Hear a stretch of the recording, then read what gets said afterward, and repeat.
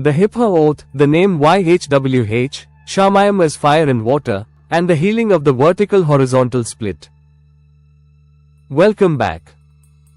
Today we enter verse 3 and the extraordinary divine title it contains. Genesis chapter 24, verse 3. And I will make you swear by the Lord, the God of heaven and the God of the earth, that you will not take a wife for my son from the daughters of the Canaanites, among whom I dwell. The verb I will make you swear is the Hebrew YHWH, from the root shava. The stem is Hiphil, the causative active. Abraham is not merely witnessing an oath. He is causing the servant to enter a state of sworn obligation. But the Hiphil in Hebrew carries something beyond simple causation. The Hiphil frequently implies that the caused action is itself a gift or a benefit conferred on the one caused to perform it. When a father causes his child to learn, the Hiphil of learning implies that wisdom is being given. When a king causes his subjects to rejoice, the Hiphil implies that joy is being transmitted. And when Abraham causes the servant to swear by the God of heaven and earth, the Hiphil tells us that the oath is not merely a constraint on the servant. It is a gift. It is the framework of divine authority beneath which the servant's faithfulness will be protected, the commission that will sustain him through the uncertainty of the long journey and the loneliness of the desert crossing. The oath is not his prison. It is his wings.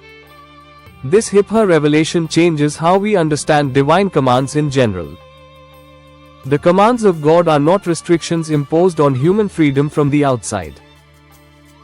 They are the Hiphil gift of a father who knows that human faithfulness needs the framework of divine authority to fly. The person who lives within the commands of God is not constrained. They are empowered. They are given the wings of an oath sworn by the God of heaven and earth. Now the divine title. Be Adonai Elohei HaShamayim ve-Elohei Haaretz. By the Lord, the God of heaven and the God of the earth. This is one of the most comprehensive divine titles in the Pentateuch, and every element of it must be excavated. The first name is YHWH, the Tetragrammaton, read as Adonai. The four Hebrew letters Yod-Hey-Vav-Hey encode the root HAYAH, to be, to exist, to become. YHWH is the name of the God whose essential nature is being itself. Pure existence. Underived. Uncaused. The God who simply is. The burning bush declaration in Exodus 3 was IAMWHOIAM, the most stripped down, most philosophically absolute, most existentially radical self-definition ever spoken. This is the God whose covenant name is invoked in the oath. Not a tribal deity. Not a regional power. The one who is, from whom all other existence flows. But YHWH is also the most specifically relational of all the divine names. It is the name used between God and His covenant people. The YHWH who is invoked in this oath is the specific, personal, historically engaged, promise-keeping God who spoke to Abraham in Ur of the Chaldees, who appeared to him in the heat of the day at Mamre, who tested him on the mountain of Moriah, who has a history with this particular family and this particular promise. The oath is not sworn to an abstract philosophical principle. It is sworn to the living God who has personally walked through every chapter of Abraham's life. The second element is Elohim, used here in the construct state Elohai. Elohim is the plural form of El, the most ancient Semitic term for deity. And its plural form, despite being grammatically plural, is used in the Torah with singular verbs when referring to the God of Israel. The rabbinical tradition explains this as the plural of majesty. The Christian theological tradition from Justin Martyr through Augustine through every century since has heard in the plural Elohim the first distant whisper of the Trinitarian nature of God, the hint of the plural richness within the divine unity that the New Testament will fully reveal. The Pantocrator, as the Septuagint renders this title in other contexts, the one who holds all things together, Father, Son, and Spirit, present as the witnesses and the guarantors of the oath sworn in Genesis 24. The third element is Shamayim, the heavens. This Hebrew word in the ancient etymology is a compound of esh, fire, and mayim, water. The heavens are the place where fire and water coexist without destroying each other, where opposites are reconciled in the mysterious divine medium above the created world. The ancient Hebrew listener would have heard in Shamayim the declaration that the God of heaven is the God who holds apparent contradictions together in the infinite reconciling capacity of his being. Justice and mercy held together. Holiness and grace held together. Sovereignty and human freedom held together.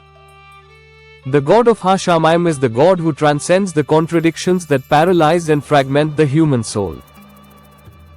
And this is a specific medicine for the listener who is living in the tension of contradictions. Who is trying to hold together the reality of their pain and the goodness of God. Who is trying to hold together the experience of divine silence and the promise of divine presence. Who is trying to hold together the memory of what was lost and the hope of what has been promised. The God of Shamayim holds fire and water simultaneously. He can hold your contradictions. He can hold the tension of your not yet and your already, your grief and your hope, your wound and your calling. You do not have to resolve the contradiction before you can trust him. He is the resolution. He holds the fire and the water in the Shamayim of his eternal being. The fourth element is Haaretz, the earth. The domain of embodied human history, of creaturely experience, of the ordinary complexity of material reality. Abraham invokes the God of Haaretz as co-equally the God of Shamayim because everything that happens in this mission will unfold in Haaretz. It will involve camels and water jars and roads and negotiations and families and the very human complexity of a girl being asked to leave her home. And all of that earthly complexity is fully under the governance of the God who is equally Lord of the transcendent mystery and the dusty road. This double title, God of Heaven and God of Earth, is the direct theological healing for what psychologists call the vertical-horizontal split in spiritual life. Many people experience God in worship, in prayer, in sacred moments. But when they step back into ordinary life, into the commute, the office, the difficult conversation with a family member, the financial stress, they experience a kind of divine absence. As if God were present only on the vertical axis of transcendent experience and absent on the horizontal axis of ordinary embodied life. The divine title of Genesis 24, verse 3, demolishes this split with surgical theological precision. The same God. One God. Lord of both axes. Lord of the sanctuary and the marketplace. Lord of the prayer and the spreadsheet. Lord of the mountaintop and the valley. Elohai Shamayim ve Elohai Haaretz. For the listener who carries the wound of fragmentation, the wound of a life that feels divided between the spiritual and the ordinary, the sacred and the secular, the inner world of meaning and the outer world of daily experience, this divine title is your healing word today. God is not confined to your sacred moments. He is Lord of your ordinary ones. He is not distant on your hard days. He is Elohai Haaretz. The God of the earth you are standing on. The God of the body you are living in. The God of the Monday morning that felt like he was not there. He was there. He is there. He is here. Thomas Aquinas, writing in the Summa Theologia, discussed the divine omnipresence in terms that illuminate this title perfectly. Aquinas taught that God is present to every creature in three modes simultaneously: by his power, since nothing exists that is not sustained by divine causation; by his presence, since nothing is hidden from his knowledge; and by his essence, since he is the ground of being in which every creature exists and moves and has its being. The Elohai Shamayim ve Elohei Haaretz is God present to Abraham's domestic household decisions in all three modes simultaneously. His power undergirds the mission. His presence witnesses the oath. His essence is the ground in which the servant will walk every step of his journey. Now the prohibition against the Canaanites, lo tika, you will not take. The kal imperfect carries simultaneously the force of a future indicative and a jussive prohibition. Both nuances are present because both are true. Abraham commands and predicts simultaneously. I know who you are. I know your alignment with my purpose. You will not do this because you are formed by decades of covenant faithfulness into the kind of person who does not compromise the mission. The command and the confidence are one. For the listener who has been receiving the commands of God as external impositions that have nothing to do with their deepest desires, the dual nature of this verb form is liberating.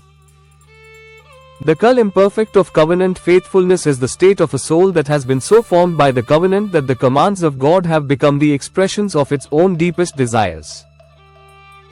You will not take a Canaanite wife, Abraham says, not because I am watching you to make sure you don't, but because you are now the kind of person who doesn't want to. The goal of all spiritual formation is exactly this, the transformation of the external command into the internal desire. The law written not on stone but on the heart. Join us in episode 8 where we go deep into the Canaanite prohibition, the Ras Shamra tablets, Baal and Asherah, the Ugaritic mythology, Ephraim the Syrian's lamp in the wind, Bernard of Clairvaux on the stages of love, attachment theory, and the healing wisdom of covenant boundaries. Christ4life143@gmail.com. Subscribe. Share. Stay tuned. Let us now go deeper into what this divine title means for the psychology of calling and purpose. Many people live with a divided inner world in relation to God. They experience Him in the sacred moments, the worship service, the answered prayer, the mountaintop encounter. But in the ordinary hours of daily life, in the difficult conversation with a co-worker, in the financial pressure, in the body's ache, in the relentless ordinariness of Tuesday afternoon, they experience something closer to divine absence. As if God were present on the vertical axis of transcendent experience and distant or indifferent on the horizontal axis of ordinary embodied life. The double title Elohai Shamayim Ve Elohei is the surgery that heals this division. 1 God. 2 domains. Equal lordship. The same authority that governs galaxies governs your commute. The same presence that inhabits the heavenly throne inhabits your kitchen. The same covenant faithfulness that sustained Abraham through the wilderness of Canaan sustains you through the wilderness of your particular Monday. There is no neutral territory. There is no space outside the dual domain of this God. He is Lord of the Shamayim and Lord of the HAYAH simultaneously, completely, without remainder. For the listener who carries the trauma of feeling abandoned by God in a specific ordinary moment of great pain, a moment when the sacred container of religious experience was unavailable and there was only the raw, unadorned suffering of an ordinary life, this divine title is the healing word. He was there. Not only in the sanctuary but in the ordinary suffering. He is Elohai HaAretz. He is the God of the earth where you fell. He is the God of the ground that felt unholy. He is the God of the moment when the spiritual consolations were absent and there was only the pain and the silence. He was there in all of it. As the God of the earth. The integration of the vertical and the horizontal, the Shamayim and the Aretz, the transcendent and the immanent, is one of the most profound gifts that authentic biblical spirituality can offer the fractured modern soul. And it is specifically the gift of Genesis 24, verse 3's divine title. Abraham does not invoke a God of heaven who condescends occasionally to notice earthly affairs. He invokes the God who is equally and permanently Lord of both simultaneously. Origen of Alexandria, in his homilies on Genesis, saw in this double title a revelation of divine omnipresence that extends to the most intimate details of human life. For Origen, the God who is Lord of heaven and earth is the God whose providential care reaches into the specific decision of which family will produce the bride for the covenant heir. Nothing is too small for the God of heaven and earth. No human decision is beneath his governance. And in that understanding, Origen found extraordinary comfort for the early Christian communities facing persecution. The God who governs galaxies governs the moment of your testimony before the Roman magistrate. The God of heaven is also the God of the courtroom where you stand.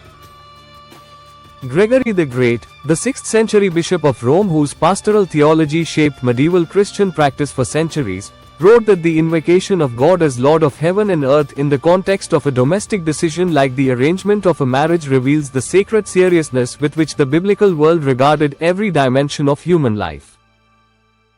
Marriage for Gregory was not a merely private or secular arrangement.